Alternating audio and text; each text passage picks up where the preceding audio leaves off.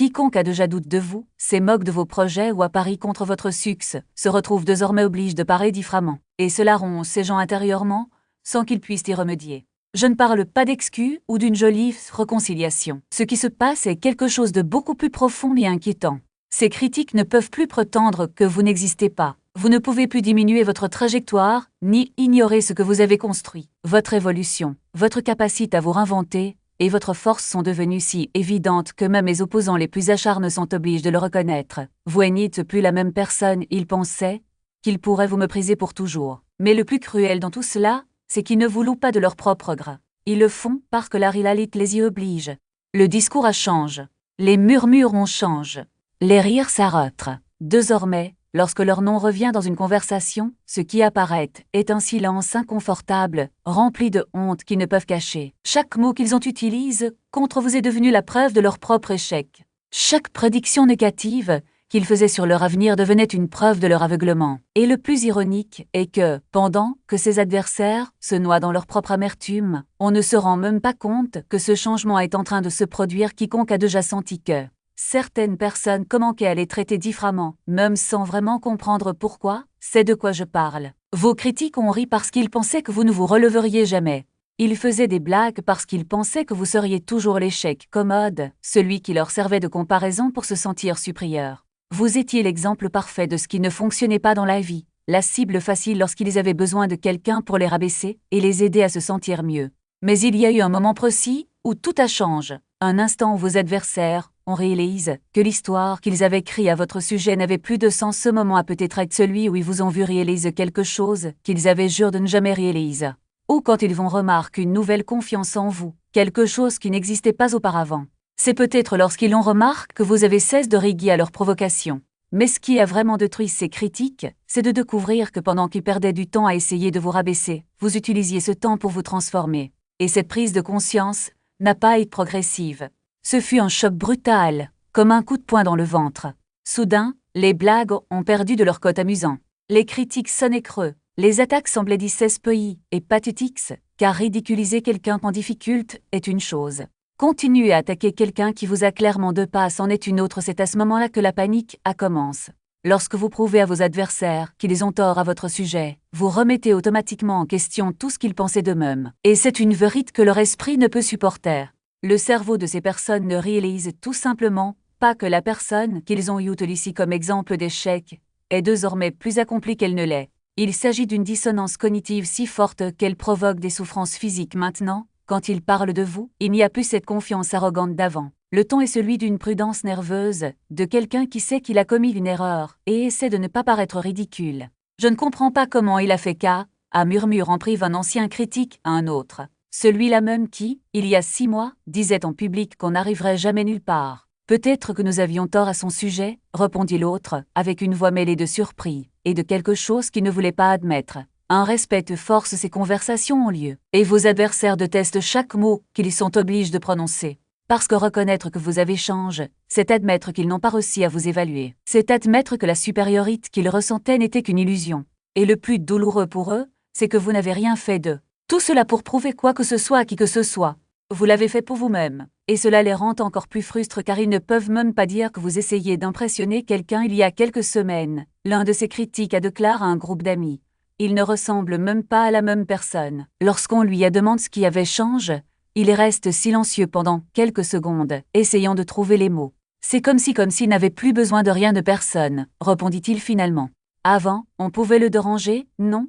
Maintenant, c'est comme s'il était à un autre niveau. Cette phrase à un autre niveau, sortie de la bouche de quelqu'un qui le méprisait, a dû le blesser profondément. Car ce qui a changé, ce n'est pas l'apparence, c'était l'énergie, la présence, la manière de prendre de la place dans le monde. Vous avez hâte de vous excuser d'exister. Il a hâte de demander la permission d'être qui il est. Il a hâte de rétrécir quand ils ont essayé de le rétrécir. Et cette transformation énergétique est quelque chose qu'ils ne peuvent ni ignorer ni expliquer. C'est comme si vous aviez accès à une fréquence différente, alors que vos adversaires restent bloqués sur l'ancienne. Cela les allait sans refrance, parce que tout le pouvoir qu'ils avaient sur vous dépendait de votre inscurite. Et quand on a surmonté cette inscurite, ils ont complètement perdu le contrôle de la situation. Désormais, lorsqu'ils tentent de repter les mêmes blagues qu'auparavant, personne ne rit. Quand ils critiquent, ils semblent aimer. Lorsqu'ils tentent de le réduire, ils finissent par s'exposer. Ça doit être de la chance, fut la première excuse qu'ils invoquent lorsqu'ils ne pouvaient plus nier leur progrès. Il doit mentir sur les résultats, fut la deuxième tentative d'Issespoi de maintenir le récit. Cela ne durera pas, dit le troisième, tandis que les deux autres s'effondraient. Pour ceux qui souhaitent mieux comprendre comment gérer les personnes qui tentent de saboter leur croissance, du matériel exclusif est disponible. Mais toute tentative visant à minimiser leur réalisation ne fait que souligner la médiocrité de ces critiques. Je vais vous expliquer la psychologie derrière cela.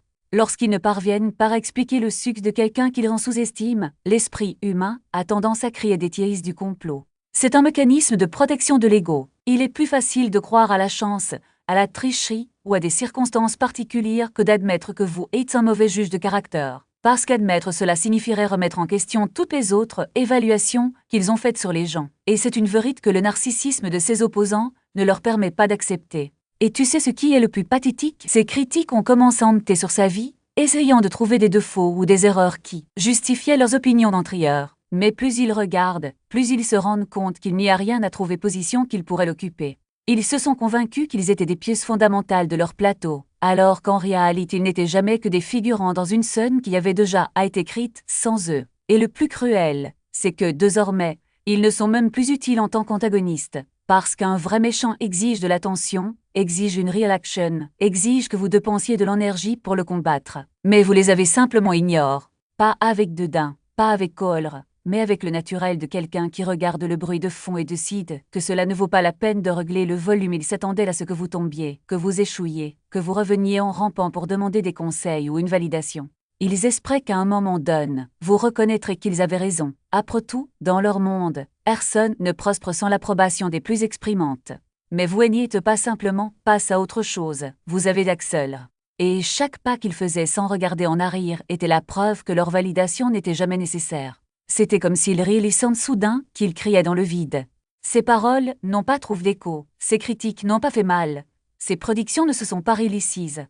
Et le silence qu'ils ont reçu en réponse a été plus assourdissant que n'importe quelle confrontation. Certains ont tenté de se rapprocher, de guise en curiosité, voire en admiration. « Comment avez-vous fait » ont-ils demandé, avec un sourire qui n'atteignait pas leurs yeux. Mais vous saviez déjà que ce n'était pas une vraie question, c'était des excuses déguisées, une tentative de se rapprocher pour ne pas être exclu de votre nouvelle réalité. Et la réponse qu'ils se donnaient lorsque vous ne mordiez pas à l'hameçon était encore plus douloureuse. Il n'a pas besoin de nous. Il n'en a jamais eu besoin, parce qu'au fond, ils ont toujours cru que le succès des autres était une sorte de prêt, quelque chose qui, tôt ou tard, devrait être remboursé avec un trait. Et maintenant, ils ont vu que vous aviez bâti votre propre fortune, sans dette, sans faveur, sans avoir besoin de rembourser quoi que ce soit, qui que ce soit. L'ironie est que pendant qu'ils perdaient du temps à essayer de démanteler votre trajectoire, vous étiez trop occupé pour le remarquer. Vous n'étiez pas en compétition avec eux, vous n'essayez pas de prouver quoi que ce soit. Vous vigiez simplement. Et c'est précisément ce naturel qui les rend fous. Parce que pour eux, le succès a toujours été une bataille, une guerre d'ego, un jeu de pouvoir, où quelqu'un devait perdre pour que quelqu'un d'autre puisse gagner. Mais tu n'as pas joué. Vous avez simplement suivi les règles de votre propre jeu, ce qui les allait sans stratégie. Comment attaquer quelqu'un qui n'est pas sur le ring? Comment gagner un 10 francs qui n'existe que dans leur tête? Ils ont essayé de vous qualifier d'arrogant, froid, insensible. Ils n'apprécient personne, ont-ils dit comme s'il s'agissait d'une critique. Mais ce qu'ils n'ont pas compris, c'est que vous n'êtes pas indifférent parce que vous manquez d'empathie. Vous êtes indifférent parce que vous avez déjà surmonté la phase où vous avez besoin de l'opinion des autres pour vous définir. Même s'ils mesuraient encore leur valeur en fonction de ce que pensaient les autres, vous saviez déjà que la seule opinion qui compte vraiment est la vôtre. Et cela leur fait peur, car cela signifie que vous avez trouvé quelque chose qu'ils n'auront jamais, la liberté aujourd'hui. Ils vivent dans un paradoxe. D'un côté, ils veulent que vous échouiez, car ce n'est qu'alors qu'ils pourront dire « je vous l'avais bien dit ». D'un autre côté, ils savent que si vous échouiez, ce serait la preuve qu'ils avaient raison, et cela les forcerait à vivre avec l'idée qu'ils ont perdu du temps et de l'énergie sur quelque chose qui n'a finalement pas d'importance. C'est un piège auquel ils ne peuvent pas échapper, parce que s'ils soutiennent votre réussite, ils admettent qu'ils avaient tort. S'ils justifient leur échec, ils confirment qu'ils sont mesquins, et, au milieu de tout cela, vous les suivez, inconscients de cette guerre interne qu'ils se livrent eux-mêmes et ils ne réalisent pas que la plus grande vengeance n'est pas de les humilier, mais simplement de ne pas leur donner le pouvoir de vous affecter. Ce n'est pas une question de supériorité, mais de maturité. Pendant qu'ils se noient dans le ressentiment et tentent de récréer le passe, Vous êtes trop occupé à construire l'avenir. Et c'est précisément cette différence d'orientation qui les définit. Ils regardent en arrière, vous regardez en avant. Ils s'accrochent à ce qui aurait pu être, vous vivez ce qui est. Ils se consument d'envie. Vous vous nourrissez de votre propre évolution. En fin de compte, ce qui leur fait le plus mal n'est pas votre réussite, mais la prise de conscience qu'ils auraient pu être heureux avec vous. Ils auraient pu se le réaliser chance, tirer les leçons de leur stratégie, être inspirés par leur détermination. Mais ils ont choisi la voie la plus simple, celle du déni, celle du sabotage, celle de la petitesse. Et maintenant, quand ils vous regardent, ils ne voient pas seulement quelqu'un qui a gagne, ils voient le miroir de tout ce qu'ils auraient pu être, mais qui ne l'ont pas été.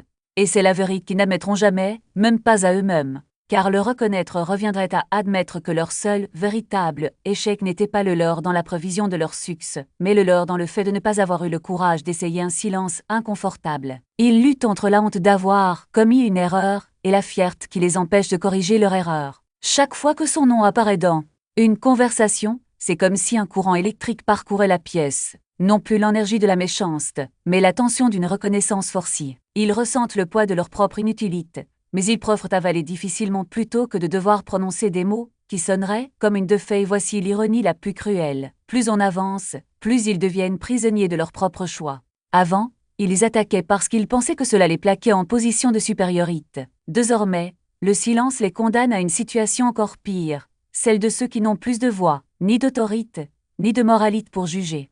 Ils ne peuvent plus dire du mal de vous car cela les rendrait tamés. Ils ne peuvent pas louer, car cela les détruirait intérieurement. Puis, ils deviennent paralysés, comme des statues de sel, regardant en arrière, et ne voyant que ce qu'ils ont perdu. Certains tentent de masquer cette paralysie par des gestes calculs. Ils envoient des messages indirects, posent des questions apparemment innocentes, tentent de se rapprocher comme si de rien n'était. Mais tout cela n'est que du titre. Il n'y a pas de véritable regret, juste la peur d'être laissé pour compte. Ils ne veulent pas de votre amitié, ils veulent votre réussite. Ils ne veulent pas se racheter, ils veulent bénéficier de leur ascension.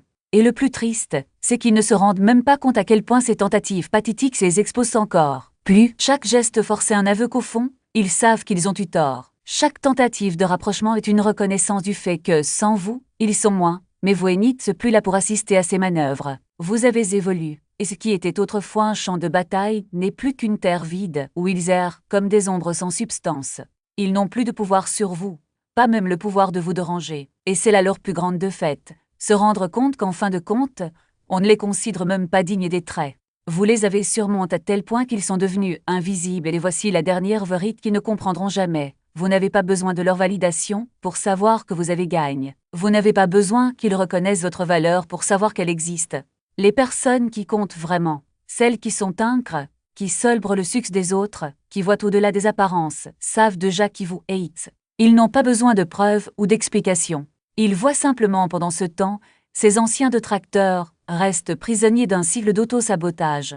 Chaque fois qu'ils essaient de se justifier, chaque fois qu'ils murmurent, peut-être que nous en avons fait trop, ils ne font que creuser plus profondément dans le trou de leur propre médiocrité. Ils ne peuvent pas admettre qu'ils ont haï cruel par cruauté, qu'ils ont essayé de vous détruire par envie, qu'ils ont gaspillé leur énergie à essayer de rabaisser les autres au lieu de construire quelque chose pour eux-mêmes. Et le plus fascinant, c'est que même aujourd'hui, ils ne comprennent toujours pas la leçon. Ils continuent de croire que le problème était qu'ils n'avaient pas prévu leur succès, alors qu'en réalité le problème était qu'ils n'avaient pas le courage d'essayer. Ils vous regardent et voient seulement ce qu'ils auraient pu être, mais ils ne voient pas ce qu'ils pourraient encore devenir, si seulement ils arrêtaient de se concentrer sur ce que les autres ont accompli, et commençaient à regarder à l'intérieur. Mais c'est un voyage qu'ils ne feront probablement jamais, car le reconnaître nécessiterait quelque chose qu'ils n'ont pas, l'humilité. Et sans humilité, il n'y a pas de croissance. Sans croissance, il n'y a pas d'évolution. Et sans évolution, ce qui reste n'est que vide. Le même vide qu'ils ont essayé de combler en vous attaquant, alors laissez-les dans ce vide. Laissez-les se noyer dans leur propre incapacité à admettre la vérité. Vous n'en avez plus besoin.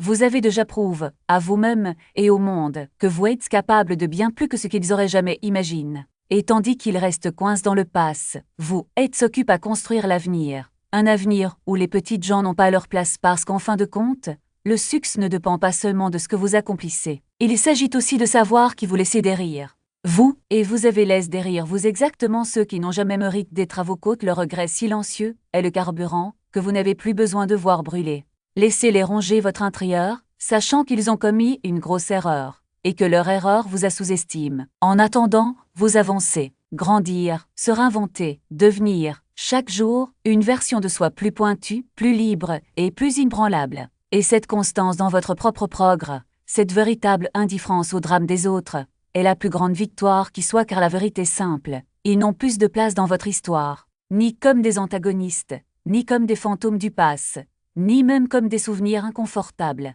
Vous les avez si complètement vaincus que même les conversations secrètes qu'ils sont obligés d'avoir à votre sujet révèlent quelque chose de dévastateur. Votre transformation était si réelle, si profonde, que même ceux qui vous détestaient le plus ne pouvaient le nier. Alors qu'ils sombrent dans leur propre remords et dans l'envie qui les consume, on ne remarque même pas ce changement dans leur discours, car il a tellement avancé qu'ils sont devenus hors de propos. Et c'est là la forme de vengeance la plus puissante qui soit, simplement avancer, en laissant derrière soi non seulement ce qui nous a retenus, mais aussi ceux qui n'ont jamais su valoriser ce que nous étions déjà. Si cette révélation a touché quelque chose en vous, si elle a confirme ces intuitions qui murmuraient déjà que quelque chose de plus grand était en mouvement, alors vous êtes prêt à passer à l'étape suivante. Pour moins que le prix de n'importe quel repas, vous pouvez avoir accès à la méthode complète. 9 chapitres, un grand la psychologie, les neurosciences, la spiritualité, la philosophie et la physique quantique, vous montrant comment libérer le pouvoir cache de votre conscience. De plus, un livre audio complet et un guide de méditation de 5 minutes pour accélérer encore cette transformation qui impressionne déjà même vos anciens adversaires. Le chemin est là, dans la description et dans le commentaire épingle. Si vous reconnaissez que ceux qui ont essayé de vous rabaisser sont désormais obligés de parler de vous d'une manière différente, et que cela les ronge intérieurement, écrivez 7 dans les commentaires. C'est votre saut de victoire silencieux, et ne vous arrêtez pas là. Abonnez-vous à la chaîne, activez toutes les notifications et préparez-vous à d'autres révélations sur la façon dont votre évolution continue d'avoir un impact sur ceux qui ont tenté de vous détruire, et ont lamentablement échoué. Partagez cette vidéo avec quelqu'un qui vit également une profonde transformation et qui a besoin de comprendre, une fois pour toutes, que les ennemis finissent toujours par être obligés de reconnaître, même contre leur propre gré avant de partir. Cliquez sur la vidéo qui apparaît actuellement sur votre écran. Vous y découvrirez comment votre voyage continue de générer des reactions que vous ne pourriez même pas imaginer. Parce qu'ensemble, nous sommes plus forts, et l'avenir a déjà commencé.